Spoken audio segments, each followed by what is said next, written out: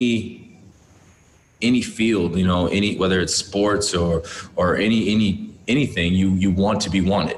I think it's a pretty simple thing. You want to be wanted, and you want to be wanted by the best. And so, I had the tremendous opportunity to play for my hometown state, the Milwaukee Bucks, and with a tremendous coaching staff and group of guys and ownership. And, I'm very proud of the time that I spent there, even though it was brief. But to then also be wanted by the defending champions, along with the family ties and just the history of the Lakers organization,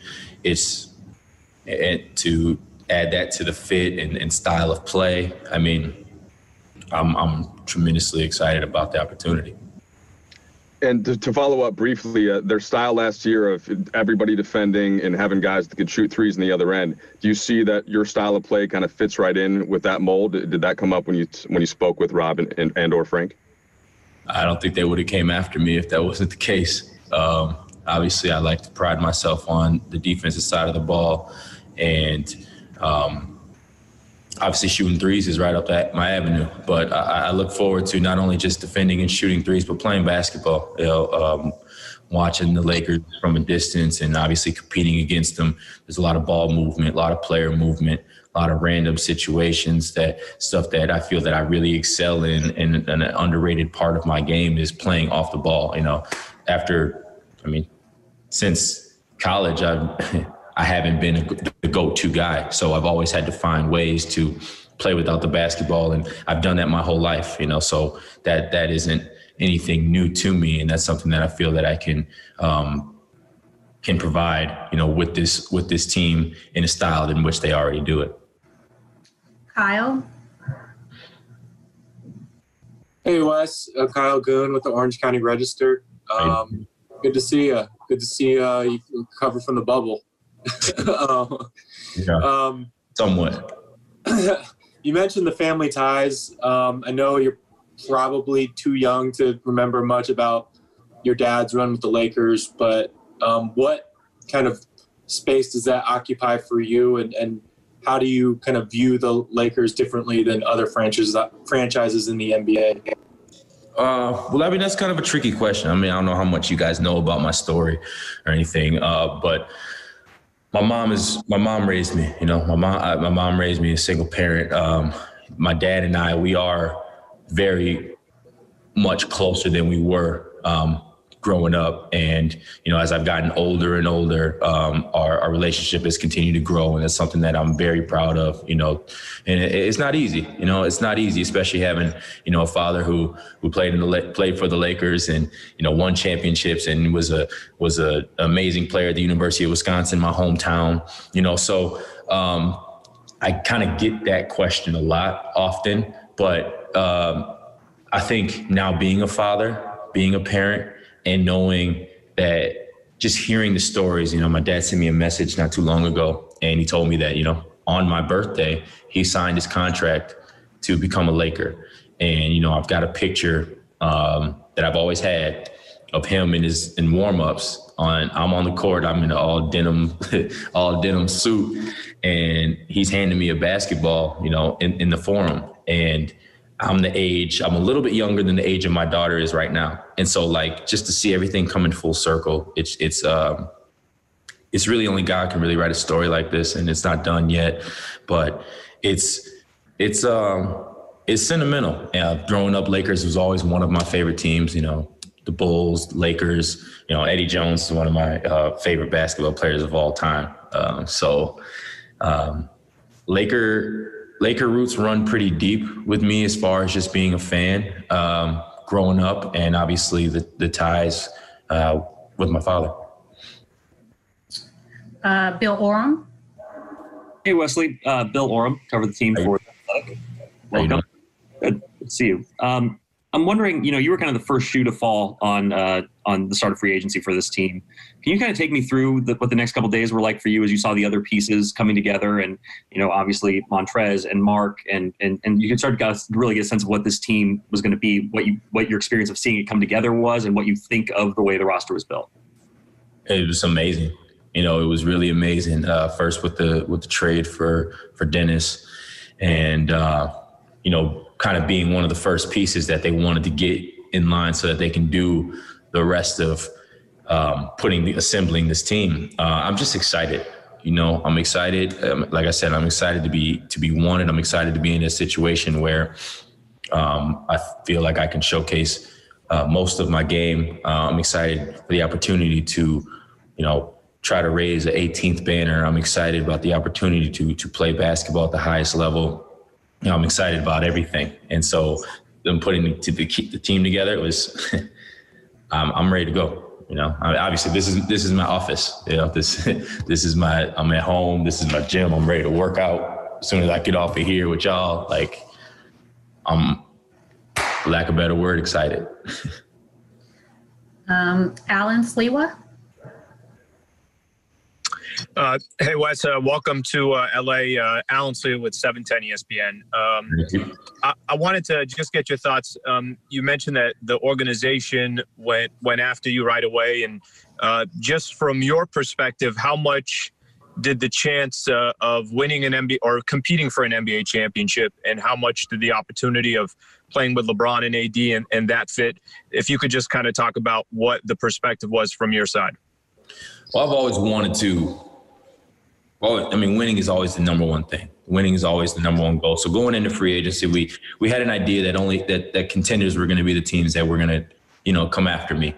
And for me, that's all I wanted, So when my name got thrown around in the Lakers organization, it was kind of like, it was pretty surreal. But like I said, it's really just a lot of excitement, a lot of emotions, of ties, of legacy and all that. But winning a championship is the number one thing that I want to do. When I came into this league as an undrafted free agent, was not only do I want to be the best undrafted player ever, but I want to have some hardware. And when I was teammates with JJ Barea in Dallas, obviously he's undrafted as well. So we would talk about all that, but he always had that one up on me because he had that ring in 2011, and they actually knocked us out of the playoffs that year too. So I'm really not happy about that. So I got some catching up to do. But yeah, I mean, LeBron, AD, Staples Center, to everybody, the whole thing. I'm a competitor, and the West is something that I'm used to being in. I've been in the West my whole career. Obviously, the competition across the league is getting crazy, with all these teams now, East, West, but it's nothing like that Western Conference. Brad Turner. Hi, Brad Turner, the LA Times. I mean, it look like it, but I'm the only one here that covered your dad when he played for the Lakers. Okay. So what? I mean, I don't know if that. Oh, I don't think Bill Horn. No, you cool. I appreciate it, Wesley. My question is, you play with Giannis, right? Players in the NBA. Now you get a chance to play with LeBron and AD, two of the best players in the NBA. How do you think that's going to work for you, and what do you think you may have learned from having played with Giannis that can help you with these two guys? Well, I mean, everybody's different. I mean, Giannis is a tremendous player. Obviously, he was back-to-back MVPs, one of four people to be MVP and Defensive Player of the Year in the same year. I mean, he's a tremendous player. I've played with some very, very good, very, very good players. I was on the tail end of Dirk, but Dirk Nowitzki, LaMarcus, when he was arguably the best power forward in the game at the time. Dame, D. Will. But obviously, these guys, it's LeBron. It's arguably the best player to ever play this game. Anthony Davis is one of the talents that you rarely ever see. So I'm excited. I'm excited to compete with these guys. I competed against them for forever. I'm excited to compete with these guys and learn as much as I can, and also share just tips that I have, from competing against them, and maybe help them for people that are similar to me in situations with, in switches or whatever it is. I'm here to compete. I'm here to help raise a banner. Claudia? Congratulations, Wesley. Welcome to LA. This is Claudia Gestro with KWH22 LA. We just want to know, did LeBron reach out to you after you did the deal? What did he said? And my second question is, what's your message to this new, your new Lakers fans? I have not spoke with LeBron yet, but I'm sure that I will at some point. I mean, he's a busy guy. He's doing a lot of things on and off the court. But my message to the Lakers fans is, you're going to get somebody that's going to show up every single night, ready to compete, ready to make life hell for whoever it is that I'm going up against, and someone that's not going to quit, someone that's not going to back down, and someone that's going to do everything in their power to make sure that a 18th banner gets raised. Harrison Fagan. Hey, Wesley. Harrison Fagan, Silver Screen and Roll. I was just wondering if when you were in discussions with the team to join, if there was any talks about what your role would be, or starting, coming off the bench, specifically kind of what kind of stuff they expect from you out on the court? We didn't really get in the role or anything like that. They were still obviously filling out the roster and all that kind of stuff. I think, I've got trust with. I don't think that they're bringing me here not to do anything. So what I'm doing is what I've always been doing, is working, staying in the gym, sharpening up every tool that there is in a basketball game. Shooting, obviously, ball handling and tagging, but most importantly, just keeping my body right, keeping my body so that we can grind. It's still, I know it's only 72 games now, but the NBA season is a grind, and it's been an awkward off season, awkward year, I guess you can say. Not that traditional time where you can start ramping up your off season to more extensive workouts and stuff. So the main thing is making sure that health and the foundation is stable, so that we can go out there and we can give max effort every single night. Melissa Rowland.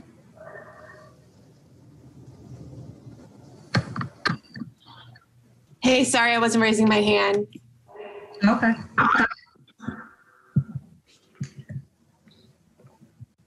And take a couple more if you guys need. If not, we'll let Wesley go. I got one more.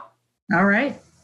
You're a guy that shot 38% or better on corner threes every single season of your career, and I'm just wondering how excited you are for you've talked a little bit about playing with LeBron and stuff, but how excited are you for the types of shots that a playmaker like that can get you? Who doesn't want to shoot the ball? So I think there's your answer right there. Who doesn't want to shoot the ball? I just got to make sure that I get to that spot and I know that ball will be there, and hopefully more often than not, the other team's going to be taking it out the net. All right, going once, going twice. Anybody else?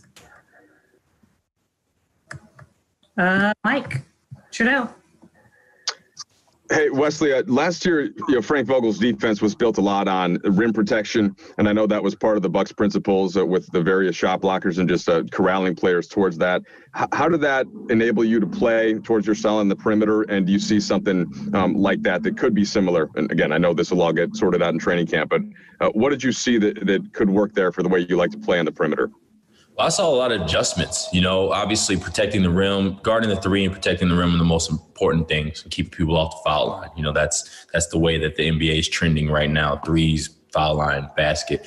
But what I saw with the Lakers was a lot of adjustments. You have your base, but sometimes it's the NBA. People are going to get going. So you got guys like Dame and Steph and countless other guys that can pull up from 38 feet, so you have to take account for that. It's an ongoing thing. And so I saw switching, I saw mixing unders and overs. I saw a lot of variations of defense, which I think is something that's important. I'm going to do whatever it is that they need me to do. I like to think that I know a thing or two on the defensive end. I can read situations. I can make adjustments on the fly. And, You know, I'm a defensive mind along with, you know, a team full of defensive minded people, so that, you know, things can be discussed and nuances can be done, you know, in game, you know, live when it's going, so that we can put ourselves in the best position to win. Okay, last question, Dave. Hey, Wesley, how's it going? Welcome to LA. I'm curious, you had your Achilles injury years ago, and you've been able to recreate yourself and find success in the league. And what's been your reaction when you see guys like Kevin Durant trying to come back from it now? Klay Thompson just went out with it. Do you feel like you're a resource for other players in the league, having been through that experience? I like to think so. I definitely like to think so. I like to think so myself, a resource for that, you know, for anybody that's been undrafted. But your heart just hurts. You know, you just get that feeling in your stomach. You never want to see anything like that to anybody. And it's tough, you know, I'm not going to lie. The Achilles injury it's a debilitating one. It's tough. And, you know, it's crazy. One of the people that helped me through mine, rest in peace, was Kobe. And I had no idea. Damn, I didn't mean to really get emotional. He hit me up. So I tore it when I was in Portland. I was playing against Dallas, and he didn't have my number. You know, we didn't reach out any time before that. But I'm pulling into my driveway, and I remember I get a call. I have no idea what this number is, and it's Kobe. And he was just sharing his wisdom about it, and it helped motivate me. Because he was honest, and he said it's hard. You know, he said it's going to be hard. And, you know, at the time that's not what you want to hear, but it's what I needed to hear, because I didn't want anything sugar coated. You know, I wanted to know what it was I was going to have to go through. And that helped. And he was always an outlet for me. And I like to think that I can be that for other people. Rodney Hood reached out to me last season. Was that last season? Yes, I think that was last season. Hood reached out to me, and you know, I gave him some advice. I talked to